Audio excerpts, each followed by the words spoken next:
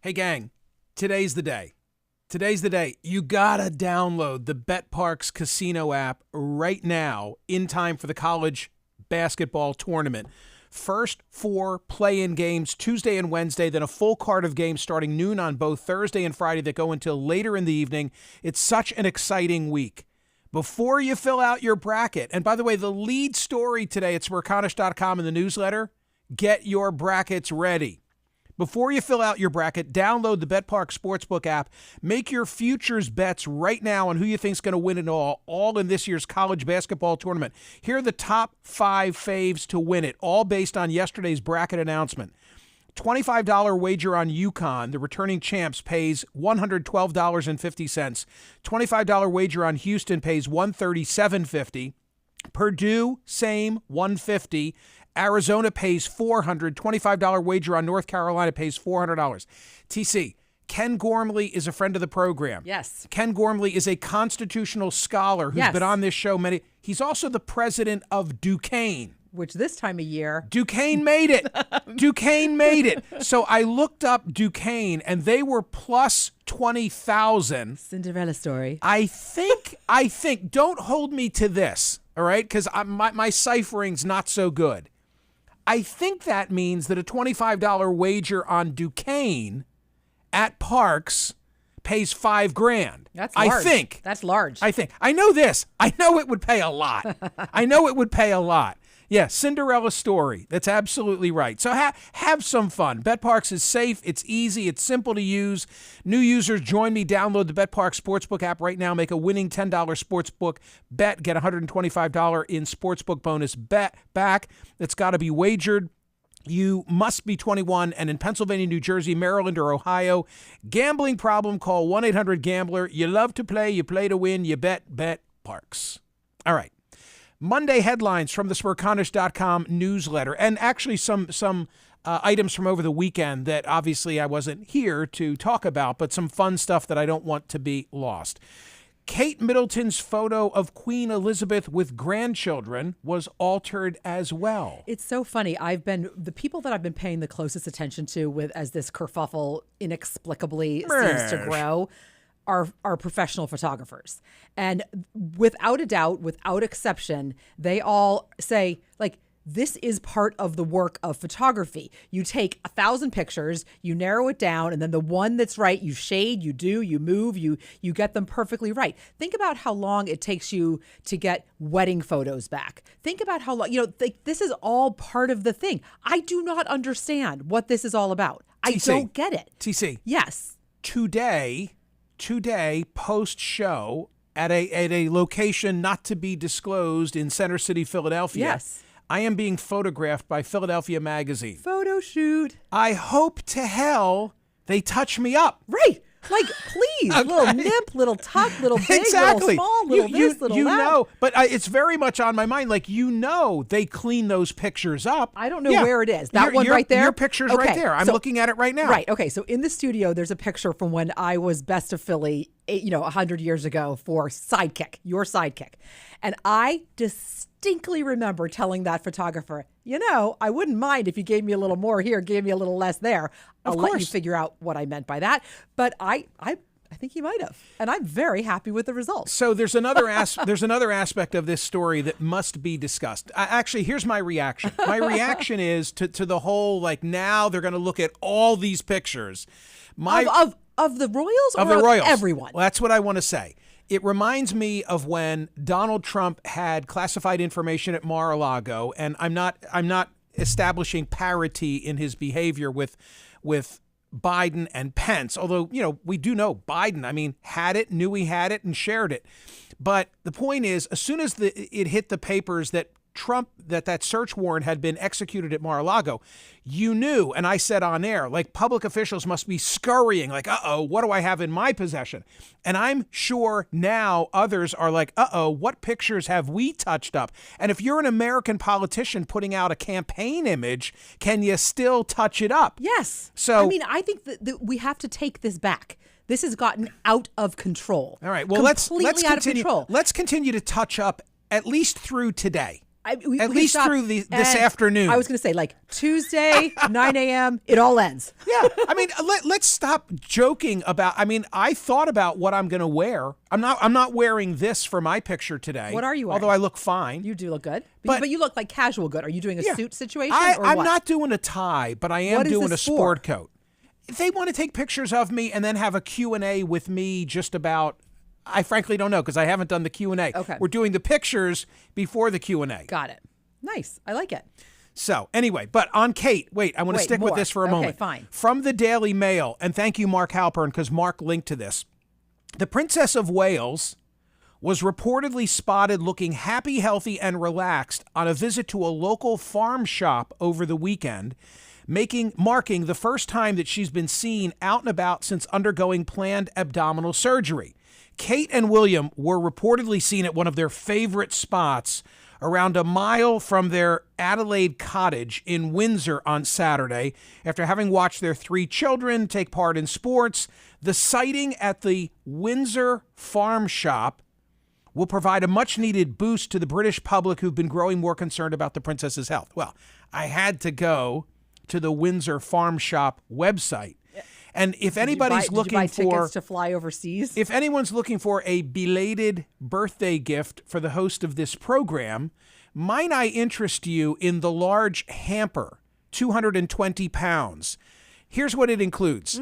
Cox's apple juice, WFS, Windsor Farm Store, best bidder, London dry gin, 35 milliliters, Irish cream, a cheese board and chutney, Brewer's Real Ale chutney, ginger and whiskey marmalade, and strong English mustard, all in a beautiful picnic basket. 220 pounds is probably like $275. do they sell it overseas? Will they send it to you? I would think, well, I don't know about the booze. I don't know about the booze. I don't know I've about had the cheese. I've had things shipped from Fortnum and Mason before. Cheese? I'd love to try. Okay. Wouldn't it be fun? Okay. Why don't we go for the small hamper? Yeah, do that. Okay, the small hamper, because that would only be $60, so that'd be like $80. Yeah. Okay, hand-broken clotted cream fudge. Oh, yum. Yum. Your Strawberry sweet tooth. and champagne preserve. That's fine. Potting shed pickle.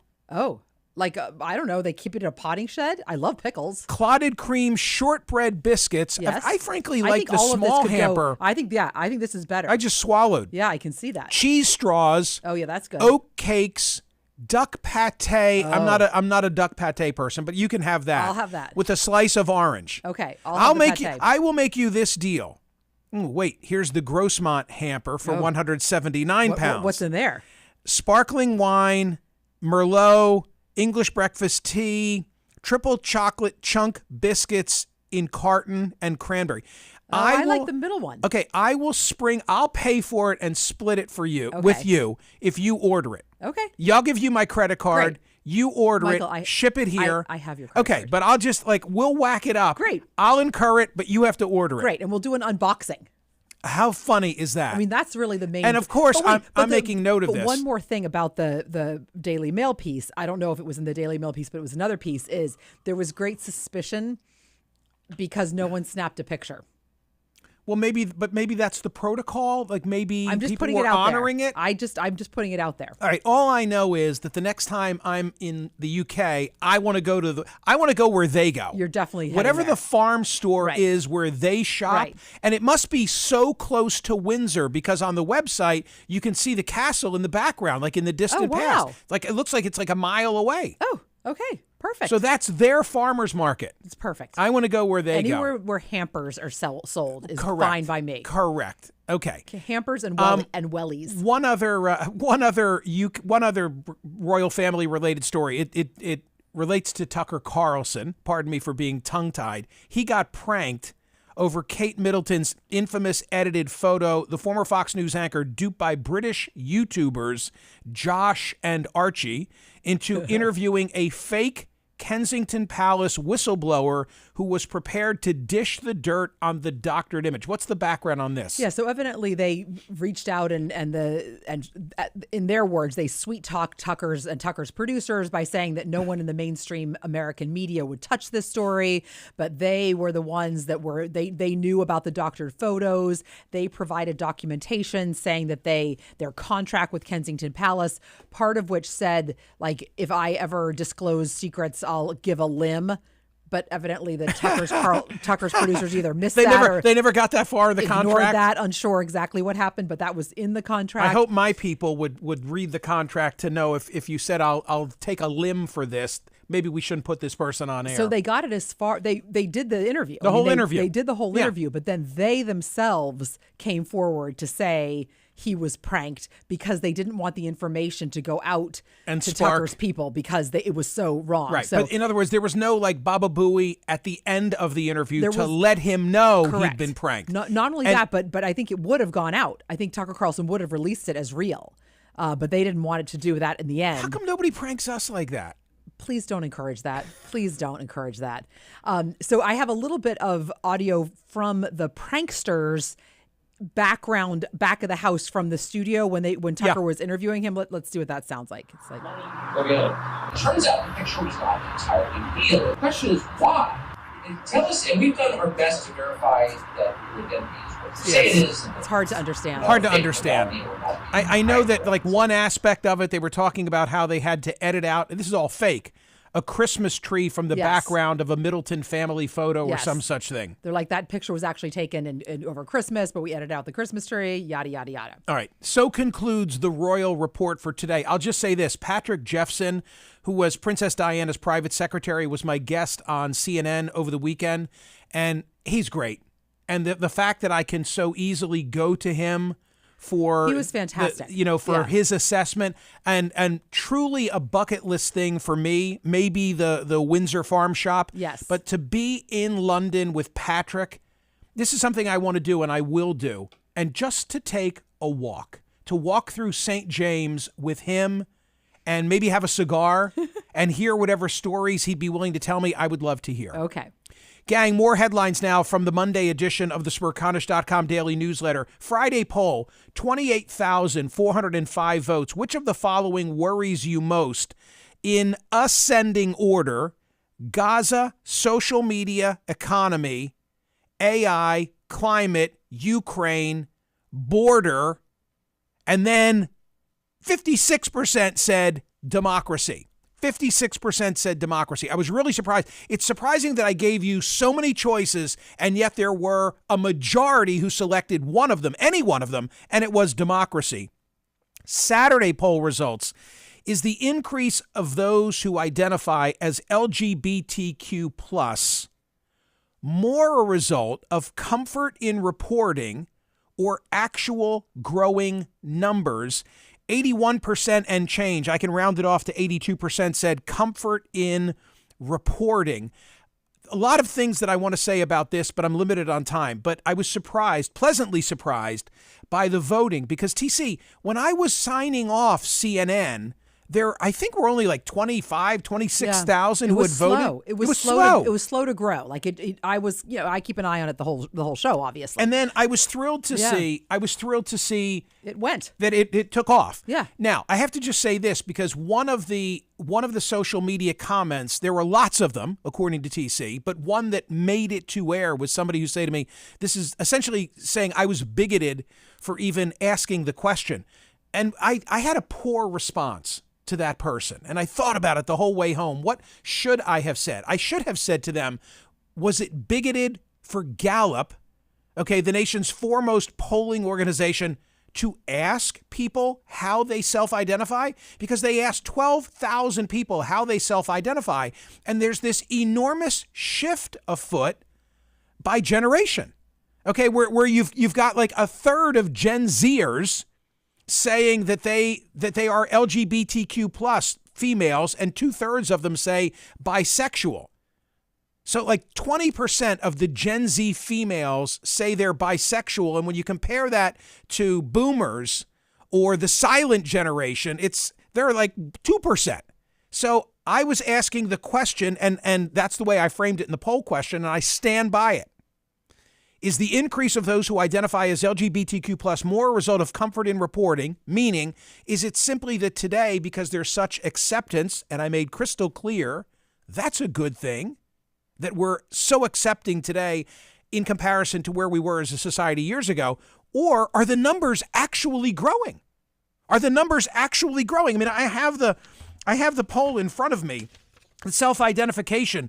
The percentage who consider themselves to be LGBTQ plus, something other than heterosexual. Among the silent generation, those are people who are in their late 70s and older, 1.1%. Boomers, 2.3%. Gen Z, 22.3%. Is it just that the number of LGBTQ among us is growing so rapidly? Or is it that people are now feeling like, hey, I can answer this question truthfully where I would not have in the past? 82% said comfort in the reporting. Sunday poll results, will AI conquer the human species? That was sort of a hat tip to Admiral Stavridis and his book 2054. 73.64% said no.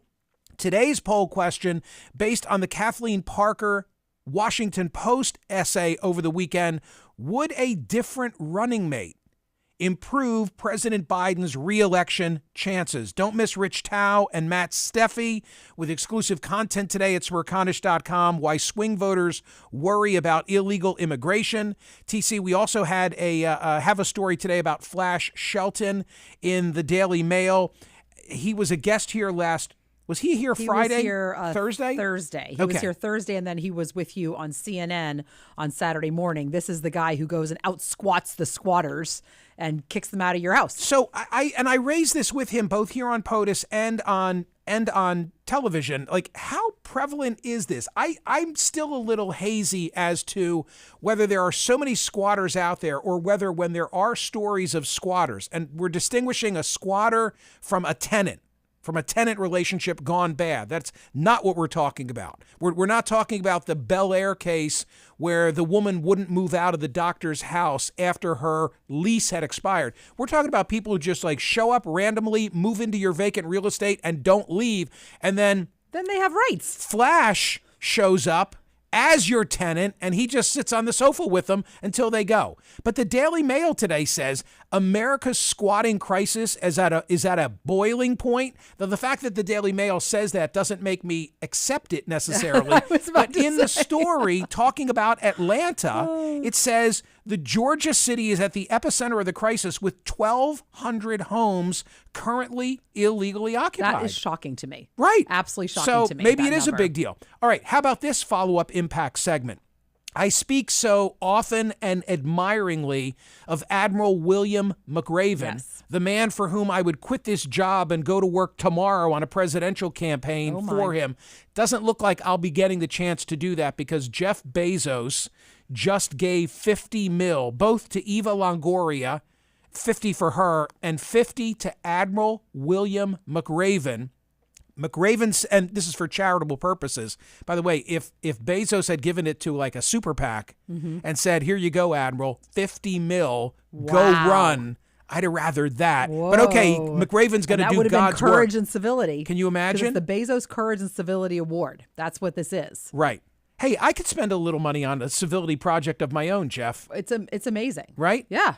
McRaven said he wants to use the gift to focus on 3 areas: educating the children of deceased veterans, particularly in the special operations community, the mental health and brain performance of veterans, and helping to develop future military leaders through education. Like, if I were Jeff Bezos, I would be so secure in giving $50 million to Admiral William McRaven. I'd never worry one iota about whether the money would be well spent. I wonder what are any guardrails put on it? Are there any? I've seen nothing like that. I don't know. You remember he gave $50 million to Van Jones Van think Jones that was and Jose Andres, in the first chef. The chef. Yeah, Right. that was in 2022, and I think there were no recipients last year, and so now there are 2 this year too. Interesting. Yeah. Look, those of us who are dog people, we're not surprised by Not this. at We know all. that dogs are good for our mental health, but now Yes. there's actually data and science that backs it up. Data and science playing with dogs yields powerful bursts of brain activity linked to better mood and mental sharpness. So the research was done in Seoul using high-tech wireless EEG devices to monitor brain activity. When you play with a dog, with a dog, talk to a dog, your brain lights up in ways that shows that the happiness and the sharpness is increased. Also from over the weekend these are wonderful stories. Like if you're not a subscriber to the Yeah. newsletter, Tune I in. don't know what to say to you. From yesterday's newsletter, what a great talker. We should do a call segment on this. Is it true, this is from the Washington Post, that you never die in your own dreams? It is true in my instance that I've been in perilous situations. Don't ask me what they are. Like you fall and then you jerk awake? Somebody's after me, they're chasing me, whatever. Was it a limo? Yes, Elvira. But so this is they have experts, of course, on this. Many people wake up at the moment before they're shot, before they're stabbed, before they fall to their death in a dream. That's what I do. It's I the fall and fear. then I jerk awake. Right. Well, Deirdre Barrett, a psychologist who studies dreams at the Harvard Medical School, Well, how about that? and author of a book called The Committee of Sleep, says it's usually the fear that'll wake you up, but not always. Fascinating. Not always. Some people dream and have an unpleasant And outcome. they do die? They do die in their dream. They do die in their dream. Okay. They do die in their And dream. on that note, So anyway, those are great headlines. Today's newsletter is perfect. Please be a subscriber. Listen to TC After Dark. Yada, yada, yada. Thank you. See ya.